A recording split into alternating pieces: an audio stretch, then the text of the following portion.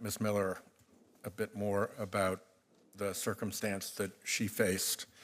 At some point, you discovered you were having twins?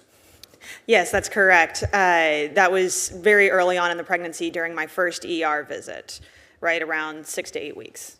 And at the time, were you aware that one of the twins might have a health issue? No, the opposite. They looked healthy to us. We immediately started planning for a bigger family, bigger car. I had paint samples, whole new registry, was getting a twin nursing pillow, all the gear. Yeah. When did you first become aware that one of your twins that there was a health concern? Let's put it that way. It was when we were there for the 12-week scan, and we saw large fluid masses on the ultrasound, and it was a sobering experience. I remember the tech leaving the room, and I knew. I turned to my husband, I said, they didn't do this with our first. Something's not right. And from there, we went through then, over the next few weeks, series of additional tests. And what you learned was at some point that one of your twins was not viable and would not survive the pregnancy? Correct. He had a long list of fatal diagnoses, but honestly, I think I can start and end with the first thing we had learned, which was that half of where his brain should have been developing was just fluid.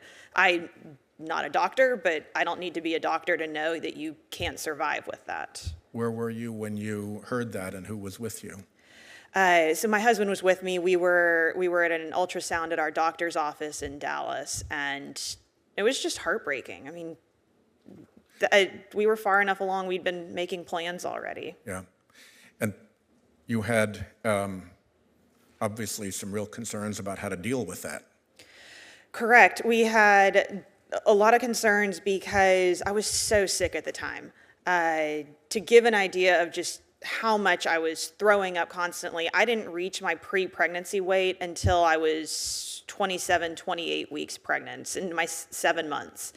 I was just so sick at the time, and all that anyone could say, and we talked to multiple doctors, multiple nurses, multiple genetic counselors, was that this unviable twin was putting his healthy twin and myself at greater risk.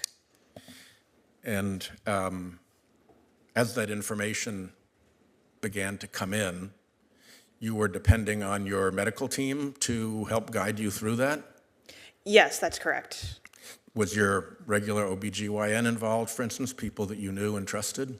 Yes, so she was involved, and she'd been my OB for years. She'd already gotten me through my first pregnancy, as well as many others. The way that the hospital works is to give you a chance to meet more than just your normal treating OB.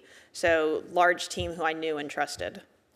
Did there come a time when you began to feel when you could not entirely trust your own medical team because of concerns that, or for whatever reason, but presumably because of concerns that they had about complying with the Texas law? It wasn't a matter of trusting them or them trusting me. We would be in these appointments and they would get halfway through a sentence and then just stop, scared because of what the laws meant and how the laws of the state were just haunting these hospital room visits.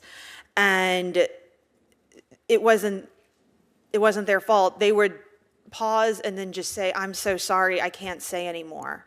The closest one came to getting close to suggesting an abortion was she mentioned that when she used to be a genetic counselor in New York, they would have done a single fetal reduction in our scenario, or recommended it, and that was it. She clammed up. You could just feel the fear coming off of her because of where the laws are in Texas. So you're counting on them to get you through a very, very difficult circumstance for you, for your husband, for your family, and you begin to realize that you're not getting the complete information that they should be giving you because of this law. What were your feelings about that at the time? It was devastating. The hardest part of finding out that we were going to lose our son and that our healthy son was at risk and that I was at risk should not have been scrambling to get basic information and figure out what we could do. Thank you very much. I think at this moment, Senator Welch is the senator present, as everybody else is gone and voting. So let me turn to Senator Welch. Thank you.